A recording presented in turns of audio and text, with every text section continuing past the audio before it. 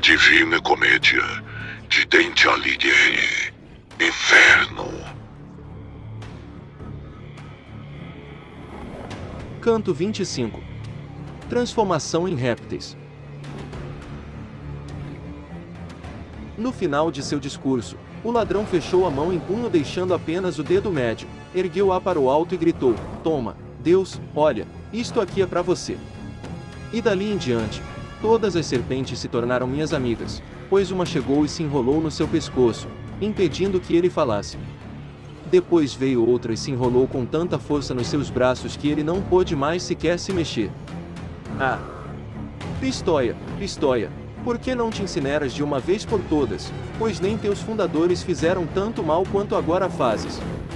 Eu achava que não veria mais, neste inferno escuro, figura mais orgulhosa que aquele que morreu nos muros de Tebas.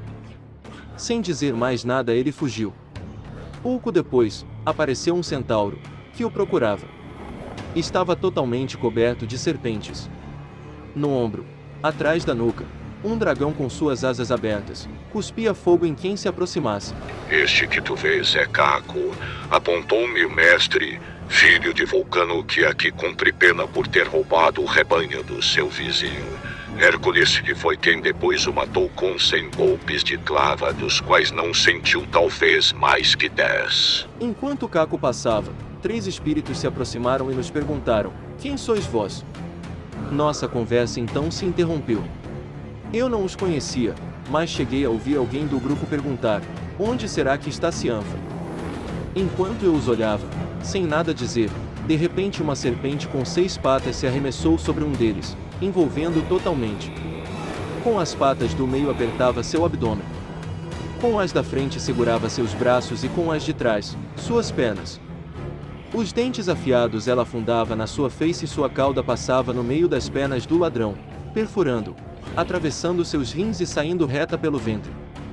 Entrelaçava-se tão firmemente no pecador que os dois, alma e réptil, se fundiam como se fossem cera. Nem um nem o outro pareciam ser mais o que eram. Um dos seus companheiros então gritou: "Ó Agnel, como mudaste? Não és mais nem 2 nem 1. Das 2 cabeças agora só havia uma e já surgiam 2 semblantes em um único rosto. Aquele ser não era mais gente nem serpente. Transformará-se em um monstro nunca visto."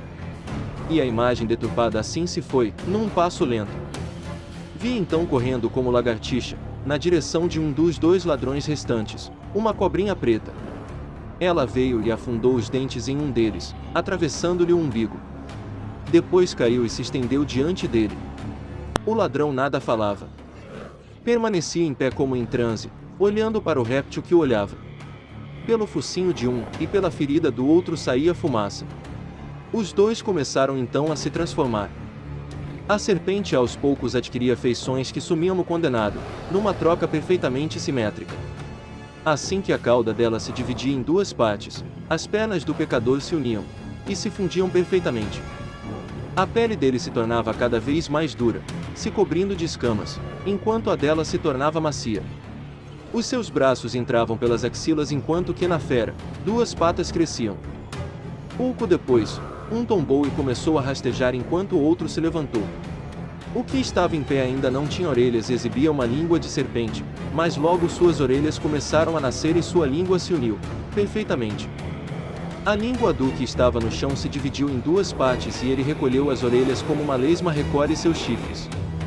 Quando a fumaça finalmente cessou, o réptil de 4 patas, recém-formado, partiu assobiando, fugindo do vale para as encostas. O outro seguia a fera, andando e falando. Mas antes de partir, ele se virou e falou para aquele que não havia se transformado: "Quero agora que Boozo corra com as 4 patas, como eu fiz." E apesar dos meus olhos confusos e minha mente desorientada, não deixei de reconhecer os 2 que ficaram.